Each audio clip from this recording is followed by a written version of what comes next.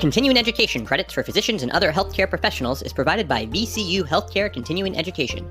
Check out cribsiders.vcuhealth.org for more information. The Cribsiders podcast is for entertainment, education, and informational purposes only. The views and statements expressed on this podcast are solely those of the host. Welcome back to the Cribsiders. I'm Chris the Chew Manchu, and I'm joined by my amazing co-host, Sam Mazer. Say hi, bud. Hey, everybody. And our amazing producer, Rachel Holloway. Hello. All right. We are back with Dr. David Vitale. This is actually a part 2 episode. The first episode, we actually talked about acute pancreatitis. And this episode, we're talking about chronic pancreatitis. So if you're interested in acute pancreatitis, go back and listen to that one first. But hey, if you're here for chronic pancreatitis, keep on listening.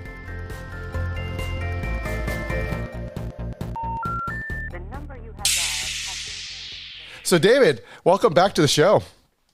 Thanks for having me. It's been a really fun time recording this. So I really appreciate you guys having me on. Yeah.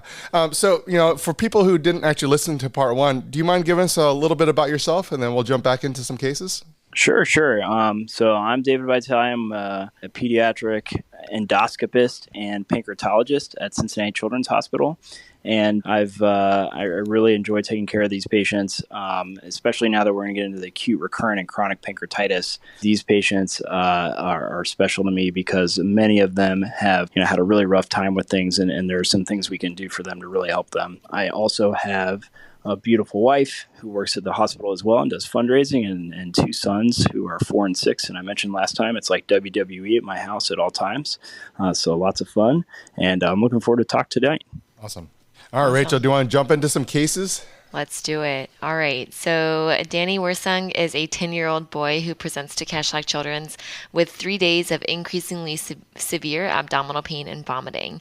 He has had numerous hospitalizations in the past for similar symptoms, beginning at 1 year of age, and he has also been treated at home several times for his symptoms. He has an elevated amylase and lipase, otherwise labs are within normal limits. He is admitted to the hospital, treated with IV fluids and pain and nausea medications, and ultrasound shows pancreatic calcifications.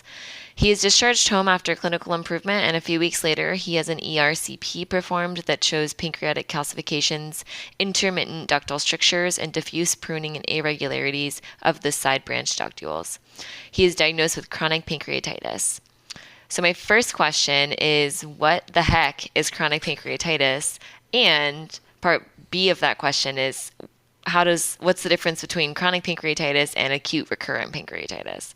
Yeah, so great questions. So acute recurrent pancreatitis is at least 2 episodes of pancreatitis, and you have to have a complete resolution of pain and a pain-free interval about a month between clinical episodes. And that really classifies it then as a recurrent episode rather than one prolonged episode. You could also have a complete normalization of pancreatic enzymes. So say a patient comes in, they have an episode of pancreatitis, their lipase returns down to normal, and then a week and a half later, they come back with another episode. So if their lipase is normalized in between the episodes, then typically we could define that as a second episode of pancreatitis and put them in this acute recurrent pancreatitis box. The patients that have chronic pancreatitis typically would have to have abnormal imaging findings, some of which you described in the patient already. And those can include ductal irregularities, calcifications, pancreatic atrophy, which the way I describe that to patients and families is the pancreas is shrinking, and it's basically because scar tissue or fibrosis is replacing normal pancreatic cells. And that can be diagnosed by various imaging, whether we're talking about a CT, an MRI, an ERCP, or sometimes endoscopic ultrasound as well, which is a little different than transabdominal ultrasound. And in addition to the imaging findings, you have to have either abdominal pain consistent with pancreatic origin, evidence of exocrine pancreas insufficiency, or evidence of endocrine pancreas insufficiency. So that would be our diagnosis of chronic pancreatitis. So we talked in our other episode, the acute pancreatitis episode, about causes for acute pancreatitis. In my mind, I can make sense of, say a patient has gallstones and that's the reason for their pancreatitis, and then that could be a cause of acute recurrent. I don't know if that's actually the reality of the causes for acute recurrent pancreatitis. I'd be interested to hear your thoughts and reasons behind why acute recurrent pancreatitis occurs. And then on the flip side of that, like, what is the cause of chronic pancreatitis? Sure. So really, when we're looking at acute recurrent pancreatitis and chronic pancreatitis, we really are looking at them in sort of one bucket as far as the etiologies. When we get a patient that has chronic pancreatitis changes, or even that just has a second episode of pancreatitis, we sort of change our tune. We really work those patients up with imaging. Typically, the recommendation would be to get an MRCP. I think we talked a little bit in detail in the last episode about what that really means, a magnetic resonance cholangiopancreatography. And we're really wanting to look at both the tissue of the pancreas with the MRR, and also look at the ducts with the cholangiopancreatography, and look at the bile duct, look at the pancreas duct, look at their junction, see if there are any abnormalities in the pancreas duct, see if there's some obstructive factor going on or some other sort of abnormality in the duct that might predispose a patient to getting multiple episodes of pancreatitis. The other thing that we would recommend typically is getting genetic testing. And when we look at our patients, pediatric patients with acute recurrent and chronic pancreatitis, at least 70 to 75% of those patients have some sort of genetic risk factor that predisposes them to getting pancreatitis. And some of them might have multiple genetic risk factors. Some of them might have a genetic risk factor and a ductal obstructive risk factor as well. And so these gene risk factors by themselves don't always cause pancreatitis. But we do know that in some patients, they would be risk factors for developing acute recurrent or chronic pancreatitis. Can you talk a little bit more about what types of genetic factors we're looking at, or specifically genetic diseases that they may have? Yeah, so not necessarily. We typically look at, there's about, when you look at some of the different gene testings, we actually do, our lab here runs one of the gene tests for pediatric pancreatitis. And we're typically looking at 10 different genes with our pancreatic risk factor panel. There are a few other panels around that may run 12 or 14 genes, but really somewhere between 10 to 14 genes that we know may predispose you to getting a recurrent or chronic pancreatitis. They are not necessarily associated, actually most of them are not associated with other genetic disorders. But just to name a few of them, and one of them is quite well known and is associated sometimes with other a disorder, which is CFTR, cystic fibrosis regulator. And what we see is that a lot of patients that are heterozygous for some of the specific CFTR mutations, they don't necessarily have cystic fibrosis, right? But they might be predisposed to getting pancreatitis. Some of the other well-known pancreatic risk factor genes are PRSS1, SPINK1 gene, CTRC, CPA1 mutations, all of which we test for in these patients. Now, we previously had a cystic fibrosis episode where, sometimes we have patients who are diagnosed with cystic fibrosis late in life. Do you ever see the case where maybe a patient presents with a chronic pancreatitis as sort of their presentation for cystic fibrosis? I sure do. And we've actually diagnosed, I worked very closely with our cystic fibrosis team here, and there's a fair number of patients, not a huge number, but a fair number of patients who have been referred to me for recurrent or chronic pancreatitis. We've done a sweat chloride test. That's actually one of the things any patient that we get that has a second episode of pancreatitis is part of their workup. We do a sweat chloride, and there have been a few patients where we discover they actually, have cystic fibrosis. Again, not a ton, but it happens here and there. And that kind of actually, you were saying the second episodes of acute pancreatitis. I was wondering, how many episodes do you get before you order the MRCP? Is like everyone gets one free episode of acute pancreatitis, but as soon as you hit the second, you get that MRCP? You got it. Yep. You get, okay. So I tell us, you get one free episode of pancreatitis. Yeah. After you go to episode number 2, you are in a totally different category. And when I counsel patients and families that come and see me after one episode, I say, you're going to really hope that you are in the 70% of patients that don't go on to get recurrent or chronic pancreatitis, because that's a whole different, category of how things go in the long term and what kind of workup we need to do and how things may progress. And just kind of along those lines, the MRCP is really going to help, it sounds like, diagnose chronic pancreatitis because you're going to see ductal changes, et cetera. If you have acute recurrent pancreatitis where you return to normal, it sounds like you probably might not have changes. Does your workup change based on the MRCP? So is the MRCP first and then your subsequent testing, or are you sending all these panels in that second visit? Yeah, so that second visit, we're going to get the gene testing no matter what. Because I want to know, do you have a gene mutation that's going to predispose you to getting pancreatitis over and over again? And then we're going to get that MRCP because I want to know, is there some sort of modifiable ductal risk factor or something else going on? And then it also helps us classify the pancreatitis. We have patients once in a while who come in and they're like, yeah, I had this episode of pain, and then, I never really got my labs checked, but then my pediatrician did an ultrasound and they saw some things in my pancreas, and we do an MRI and this patient has, stones filling their pancreatic duct and all these sort of really chronic type of changes where we sort of classify these patients as showing up with more advanced chronic pancreatitis, but never really having that acute recurrent phase. And a lot of times if you go back and you ask them, say, oh yeah, well, yeah, the last 5 years, every 3 months, I have really bad pain for 2 days and I never know why. And then I get better, So they've had some episodes, not all of them, but that, presentation with or that second episode with getting the MRI helps us sort of classify where they are on the disease spectrum. And I tell patients all the time and families, I'm not as worried about where you are on the spectrum of recurrent pancreatitis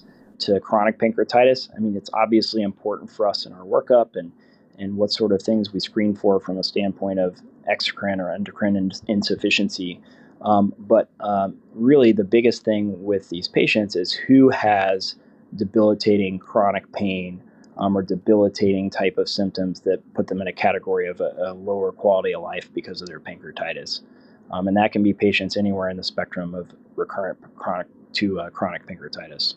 So let's kind of just do your next step in clinic, and then we'll kind of get into a lot of our treatment modalities. So your next step in clinic sounds like, okay, let's say you get an MRCP, chronic pancreatitis is there. You've already ordered genetic testing. You said you're going to sweat them. What other kind of tests do you send on those patients now that you say you have chronic pancreatitis? Yeah, so there'll be some things that I might send that I look back on their workup for their acute pancreatitis episodes and make sure that, we've had a good workup. We talked a little bit in the first episode about immunoglobulin floor, so looking for potentially a marker of autoimmune pancreatitis. Those are, sort of the main things that I'm going to look for from a lab perspective. I'm going to make sure that we have some imaging that sees the gallbladder well and make sure that we don't have gallstones or biliary sludge as a risk factor. And then I'm also going to ask about family history. I think that's really important. A lot of times in these patients that have genetic risk factors, you will find, oh, hey, they have a family member here or there that has chronic pancreatitis as well. And I also ask about pancreas cancer. So we know that in general, patients with chronic pancreatitis over the course of their lifetime, any patient with chronic pancreatitis has about a 5 times increased risk of pancreatic cancer. And so if they have some family history of pancreas cancer, I might say, oh, yeah, we've really, got to focus on this genetic testing and see what things look like. Awesome. So in a patient who you can say, yes, I am convinced this patient has recurrent, acute recurrent pancreatitis or chronic pancreatitis, what are the mainstays of treatment for these cases? So it really depends in your workup what etiology you find, and also in your workup what you see on the imaging. So if we've got, some sort of, let's say, medication that wasn't discovered after 1 or 2 episodes, that's, take the medication away. Obviously, that's a pretty easy treatment. From a standpoint of obstructive type of issues, if we're talking about an abnormal pancreatic duct and annular pancreas or pancreas divisum, there are different therapies that can be done. If we find, like in this patient that you presented, that they've got either a stricture in their pancreatic duct or stones built up in their pancreatic duct than an ERCP, where we go in and do a scope procedure and we get invasive and get into the pancreatic duct and try to pull stones out, try to balloon dilate strictures or put stents into strictures. That's really a step that needs to be done. And that's regardless of whether the patient has a genetic risk factor or not. We know that even the patients with genetic risk factors can sometimes respond well to endoscopic therapy if they have some of those complications. Not all the patients will respond. And when I do those type of procedures, I tell families, hey, there's a reasonable chance you're going to respond to this. There's some chance that they don't. And we won't really know until we actually do the procedure. So for those scenarios where we need to do the procedure, we do it, and we kind of just have to see how they respond. And then I'm assuming in things like cystic fibrosis or autoimmune conditions, you would have to treat the condition itself and see over time if their pancreatitis improves. In the cases of like a hereditary genetic defect, or really in any other case, do you ever consider pancreatectomy? That's a great question. So pancreatectomy is, typically what we do. We actually have a center here that does this, and a big team that helps take care of these patients with chronic pancreatitis. We may offer a procedure that's called a total pancreatectomy with islet autotransplant. And in a nutshell, the pancreas gets taken out. It gets ground up in our islet lab here with our islet biologists, and they extract the islets from the pancreas, and they get infused into the portal vein and take up residence in the liver. And the whole goal of the procedure is to relieve chronic debilitating pain from pancreatitis. So we have lots of patients that come in with chronic pain. They've stopped going to school and they're getting homeschooled because of their issues with pancreatitis. And sometimes these patients can be quite young, especially if there's a genetic cause. We've done this type of procedure in patients as young as 3 years old. And, they can't go do their normal sports activities. They don't go hang out with friends. Some of them have mental, health repercussions of this. And when they start getting debilitated like that, the first step that we always offer is an endoscopic therapy. So just like we talked about that ERCP, some of those patients will respond really well and they start doing a lot better. Some of the patients do not. And they might have some pretty significant symptoms that are debilitating. And when they are debilitating, that's something that we offer, where the pancreas gets taken out. It's a little more complicated than just taking it out and grinding it up, as you can imagine. There's some other aspects to the surgery that take place as well. But that's it in a nutshell. And the patients have to be willing to accept the lifelong risk of diabetes.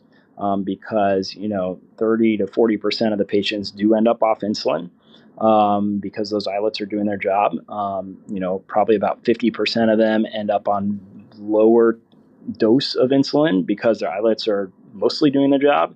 And then there's some patients that still require high doses of insulin, like a brittle diabetic might. And we also don't know, this surgery has not been done for 50 or 60 years.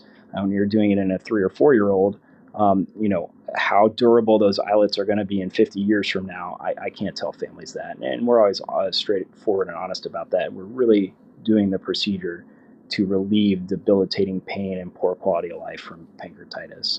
And pain is a great point, because I actually really did want to talk about that. One of the main things that all these patients are coming in, abdominal pain. That's the main complaint that you would see. The reason why we're checking even to see if they have pancreatitis is because they're complaining of abdominal pain.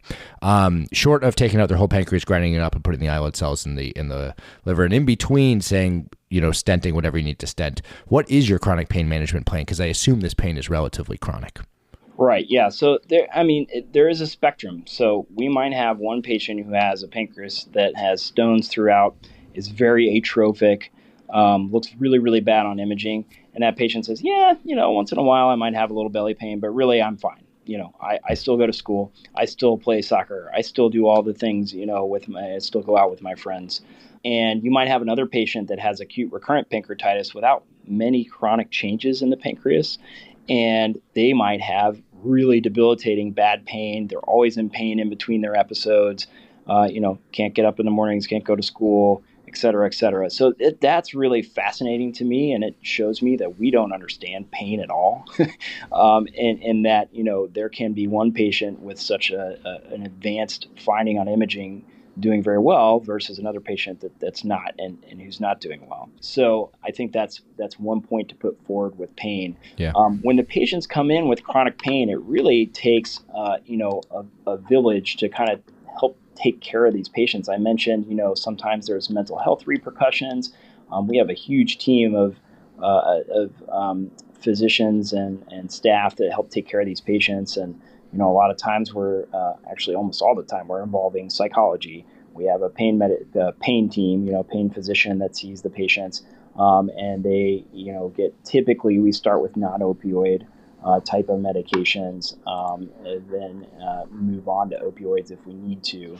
But really the mental health side of things and behavioral side of things can be really helpful as well.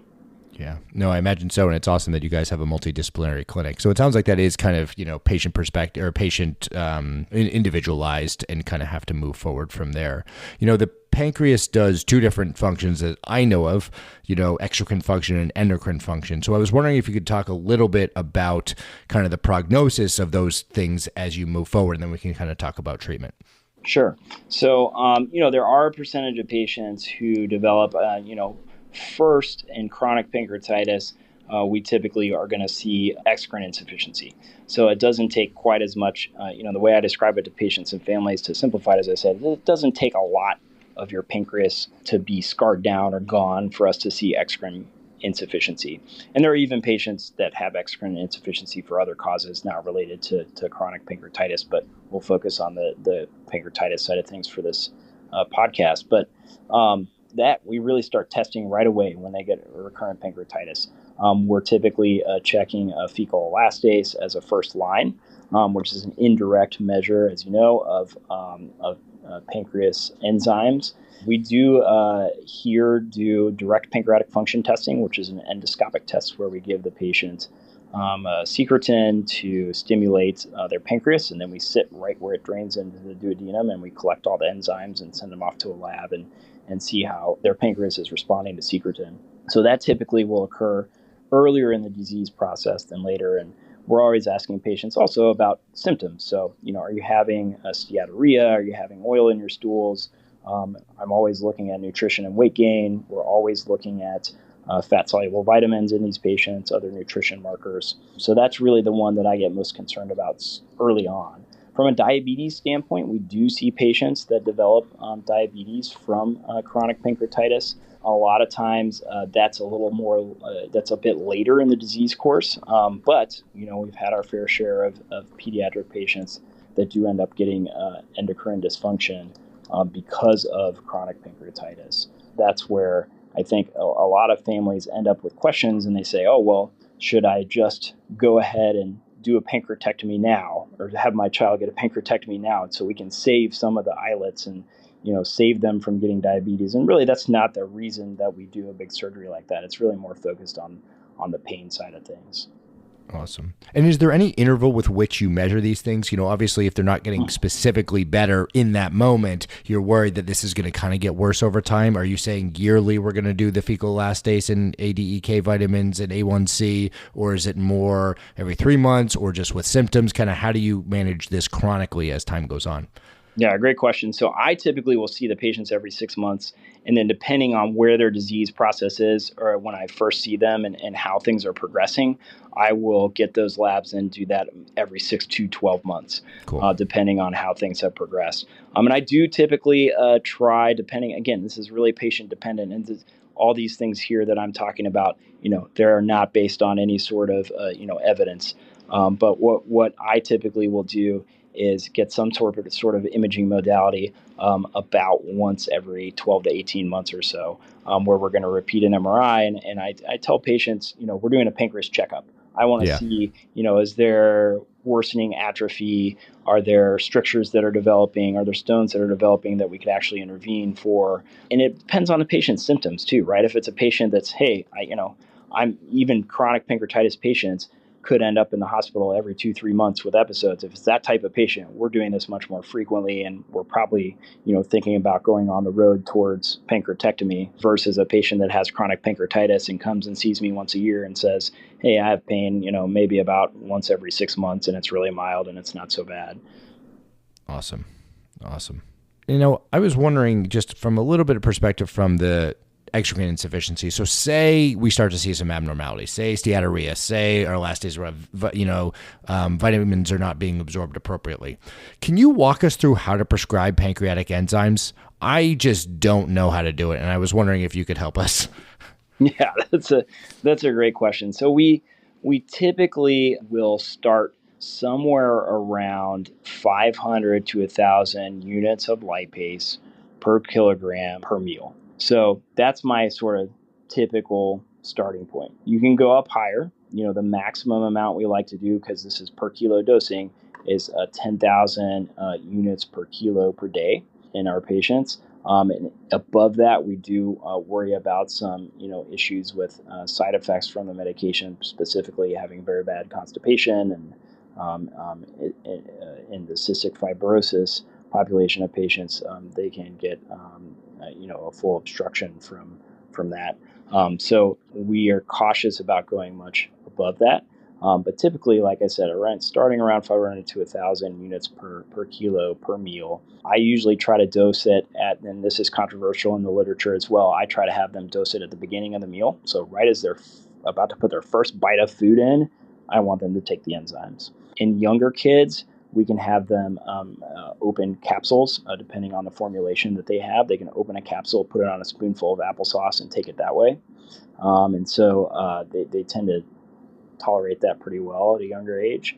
The other thing we are harp on is to make sure that they take it even if the meal they're having doesn't have fat. So that's a question we get a lot too. Oh, well, this such and such has low fat, it doesn't really matter. No, this is actually helping with absorption of proteins and things as well. And then lastly, I do have them take it with snacks as well. So usually about a half of whatever their dose is with meals, we'll have them take that with snacks and any type of snack that they take.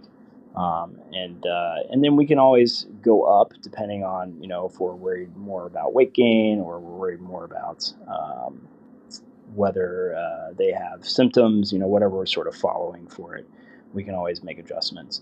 Last thing to mention is that sometimes it's not as important with some of the coated enzymes now, but depending on the formulation of enzyme the patient's on, or if you're on a maximum dose, you can try to put them on a proton pump inhibitor, which, in some studies has been shown to potentially help with absorption of the pancreatic enzyme supplements. Again, that's not through every study that's looked at it, but I do find that helpful in some patients where we're getting on higher doses and we're still not getting what we need. And do you know if you're not on the appropriate amount of enzymes, is it hurt? Does it cause pain, having that steatorrhea? So could we be treating some of the pain by improving our absorption, or are they kind of true unrelated? Yeah, great question too. So if we take a bunch of patients with exocrine insufficiency, and this is really anecdotal, I find a lot of my patients that don't have well-treated pancreas insufficiency will have a lot of bloating sensation. It's almost like irritable bowel syndrome type of symptoms, right? IBS kind of symptoms. Like, oh yeah, I get a lot of bloating, I get a lot of cramping, and the way that I tell them that this is probably happening is they're having high, fat throughput, that are not absorbing things well. And they're having, higher fat content going through the bowel, leading to some discomfort. When we look at all patients with chronic pancreatitis, regardless of whether they have exocrine insufficiency, because this question comes up too, if you treat everyone with pancreatic enzymes, there's really no good literature to say, it helps with symptoms or chronic pain symptoms. So it's not a treatment for chronic pain with pancreatitis.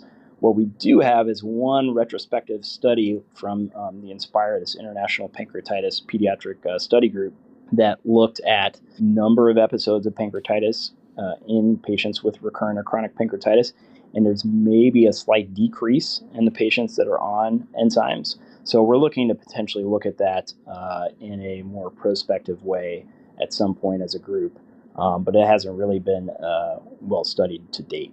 Awesome. And then one last question as we're wrapping up this episode, thinking about the role of the general pediatrician and managing acute recurrent pancreatitis and chronic pancreatitis, things like special nutritional needs, counseling on tobacco and alcohol use. If you could just speak a little bit about how we can partner with the gastroenterologist to really optimize care for these patients. Yeah, great question. I mean, I think the biggest things are focus on, making sure that the patients, when they have pain that's above their sort of baseline pain, that we're getting labs, we're making sure that in those times where we're worried about acute pancreatitis, they're getting the right kind of workup that they need. And if they're having debilitating type of pain, that they're presenting to the hospital. Because I can't tell you the number of times that we get patients who are recurrent or chronic pancreatitis, and they say, yeah, well, I've been at home for, a week, and then, having this pain, and I've been trying to tough it out. And then they show up with, pancreatic necrosis or some other complication that we might have avoided if we had kind of caught things a little bit earlier. The other thing that sometimes comes up is patients will show up to us and say, yeah, and we see, some minor sort of pancreatic changes, and we're not really sure if they've had a lot of episodes because they've never had labs checked. So I think that's one thing that's important when they're having that type of pain, really making sure we know if they have pancreatitis. I think from a chronic pancreatitis standpoint, just making sure that you're seeing them with some frequency, sort of checking in, making sure things are okay from a mental health standpoint, is really, really important, because a lot of these patients have mental health repercussions. There's really no, from a nutritional standpoint, there's no special kind of counseling you need to do. When we look at diets in these patients, we don't actually need to recommend low-fat diet, although traditionally and maybe sometimes in adults that's recommended. There's actually pretty good data out there on pediatric patients that that's not really necessary. We want them to continue to eat a normal diet and grow as much as they can. One thing that also always comes up is tobacco and alcohol use. So I typically will counsel my patients to avoid tobacco entirely. I counsel the whole family to avoid tobacco. We don't want secondhand smoke exposure either. Alcohol use, depending on the patient and what their etiology is and how frequently they're having pancreatitis, et cetera, I might say, tell a college age student and say, hey, I know you're going to college. I don't want you having any sort of binge drinking, but you can have, now that you're 22 or whatever, you can have one or, 2 drinks in a social setting once a week or something like that. It's not going to be the end of the world, but I do tell them, none is better than even a little bit.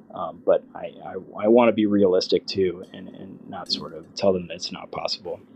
And then I think, any patient with recurrent pancreatitis or chronic pancreatitis needs to be seeing a gastroenterologist, with some regularity, just because, I think some of this workup we talked about and some of the things and the nuances of following things since an outpatient are really important for them to have a person in gastroenterology to sort of touch base on with. David, thank you again for spending time with us tonight.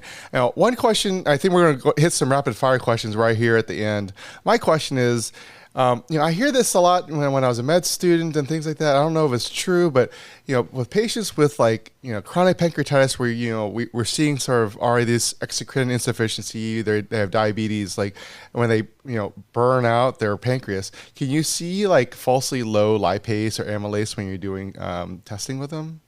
Yeah, that's a great question. So this is a really individual thing for certain patients, where I actually see that sometimes where patients get labeled with chronic pancreatitis, and then somewhere in the labs they get some amylase and lipase in an ER somewhere, and they say, well, this patient has pancreatitis because we know that they wouldn't mount an amylase and lipase response. And a lot of patients with chronic pancreatitis still can do that, even if their pancreas looks really bad. There's no way for us to know which patients can and cannot mount that response, except to know that, hey, last time they had certain pancreatitis, they did mount a response. I'm typically less concerned about those numbers in a patient with chronic pancreatitis and chronic pain than I am about imaging findings. So, in those patients with a chronic pancreatitis, if there's clear imaging findings of acute on chronic pancreatitis, and typically we see those well with cross-sectional imaging, CT or MRI, that's when I really feel like, hey, I know there's pancreatitis here in those patients, and we need to treat it as such, as an acute on chronic pancreatitis episode. And do you have any value in trending that lipase, like getting that when you are doing your usual workup? Or sorry, your usual 6-month to 12-month testing that we kind of talked about earlier? Yeah, not at all. No. So we don't get that. We really only get it in the acute pain setting when you're trying to distinguish if they have an acute inflammatory process going on top of their chronic pancreatitis. Perfect.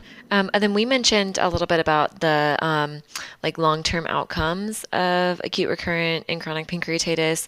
And then earlier in the episode, you had mentioned something about pancreatic cancer, but I would imagine that's a question that you get pretty frequently from parents when you tell them that they're going to have these chronic sequelae of pancreatitis. What do you tell families when they ask about pancreatic cancer? Great question. So it does come up quite frequently. I did mention a little bit earlier, but any patient that has chronic pancreatitis, we know that in the literature when we look at adults, they have a risk of pancreatic cancer that's about 5 times the general population. And when we talk about the risk with chronic pancreatitis, we're talking about specifically pancreatic adenocarcinoma. The thing that I tell families about that, though, is that if you take that 5 times increased risk, your child still has a higher risk of getting colon cancer in their lifetime, or lung cancer in their lifetime, or breast cancer in their lifetime. So although that's an increased risk as compared to the general population, the actual risk of pancreatic cancer is not higher than some of those other ones. And so, we actually get that question from families too when they might find out their child has a genetic predisposition to getting pancreatitis. They say, well, why don't we just do a pancreatectomy as a prophylactic measure against getting pancreatic cancer? And obviously we don't do that. There really is no role for that in pancreatitis. Awesome. And then I imagine we don't actually have data on this, but if you talk about lead time bias, so if you're someone who's getting constantly getting scans to follow your pancreatitis, you're probably going to catch pancreatic cancer with that MRCP way sooner than most people do when they come in with a obstructive lesion as, a 65-year-old or something like that. Sure. Yeah, go for it. We don't do any sort of screening in pediatric patients because really when we're talking about this risk of cancer, we're talking about, when they're much older in life, that, that risk of adenocarcinoma is extraordinarily low in our pediatric population. Right now, the best ways we have in adult patients is serial imaging to look for development of pancreatic cancer, whether that MRI or endoscopic ultrasound or some combination of the two, if there's a strong family history or, chronic pancreatitis. I believe probably in the next 10 years, there's going to be a much better either serum or urine tests available. And there's actually a lot of great ongoing research with this in the adult world. So that'll change within the next 10 to 15 years. Very cool. And then I do have one final question, probably for a rapid fire question here. Exocrine dysfunction, just to kind of complete the whole piece. As a gastroenterologist talking to you, you kind of walked us through how we should prescribe pancreatic lipase or pancreatic enzyme replacement therapy. Anything we're missing on exocrine dysfunction treatment? Yeah, I think probably the one thing we did not mention is that I will typically put these patients on a fat-soluble vitamin. So, there are various formulations of that available, but they typically, I have my patients take that once a day because they do need a little extra when they're not absorbing quite as much as they should be. Awesome. Well, David, thank you again for completing this second part of your pancreatitis series. I learned a whole bunch about chronic pancreatitis. I guess I just really didn't know much about it. And Same. And I'm sure our listening audience really, really appreciate it too. So thank you again for spending all this time with us. Just thank you. So before we leave, take home points for chronic pancreatitis. Sure. And quickly, I want to say a big thanks to you all too. This was really a lot of fun. I really, really appreciate it. And I think it's obviously a topic near and dear to my heart. So I loved talking about it. And you guys had some really great questions. It's fun to spend some time with you all. So I think the biggest take-home points for acute recurrent and chronic pancreatitis, I'd say second episode of pancreatitis, your workup needs to be pretty comprehensive. And at that point, really a referral to a gastroenterologist is warranted to be able to do that workup and get an MRCP and get a sweat test and make sure that the workup for causes of acute and acute recurrent pancreatitis are all completed. I think the biggest take home once the patient is really progressing to more episodes of pancreatitis, chronic pancreatitis, or if they have genetic risk factors, being at a place where there might be a multidisciplinary team to help take care of them is really, really helpful. Is because, as we've mentioned, this touches on a lot of different sort of disease processes, endocrinology, gastroenterology, genetics, pain, psychology, surgery when needed, and also registered dietitians when we need to for different various reasons. So I think making sure that we understand that it's a tough disease process to deal with for patients and families, and getting them into a place that has a good support system is really important. Awesome. Well, thank you again so much. We loved it. Was fantastic. I can't even speak anymore. It's been so long.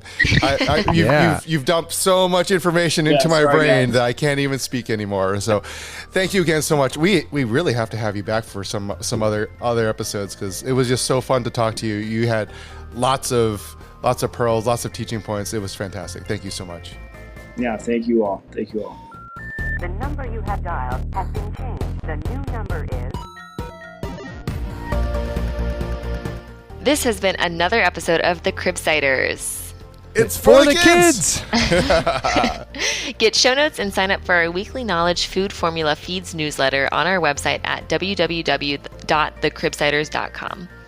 We're committed to providing you with high-value, practice-changing knowledge, and to do that, we need your feedback. So please subscribe, rate, and review the show on Apple Podcasts, or contact us at thecribsiders@gmail.com. A special thanks to our producer, Rachel Holloway, and our wonderful social media team on Twitter and Instagram. I've been Sam Mazer. I've been Rachel Holloway. And this has been Chris the Chew Man Chew. Thank you and good night.